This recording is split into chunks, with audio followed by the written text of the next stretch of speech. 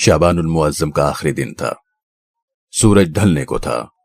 Server कौनैन सल्लल्लाहु अलैहि वसल्लम ने अपने साथियों, अपने दोस्तों, अपने हमदमों, अपने हमनशीनों को इकट्ठा फरमाया और एक बेमिसाल खुतबा इरशाद फरमाया। आप सल्लल्लाहु अलैहि वसल्लम ने फरमाया, मेरे दोस्तों, मेरे साथियों, तुम पर एक ऐसा महीना साया फिगन होने को है जो बरकत वाला महीना है। इस मुबारक महीने में तुम पर रोजे फर्ज किए गए हैं। इस माह मुबारक में नवाफिल का सवाब फराइज के बराबर, जबकि फराइज का अजर 70 गुना बढ़ा दिया जाता है। इस बाबरकत महीने की रातों में क़याम करने को इबादत करार दिया गया है। इस अजमत वाले महीने की एक रात 1000 महीनों से बेहतर है।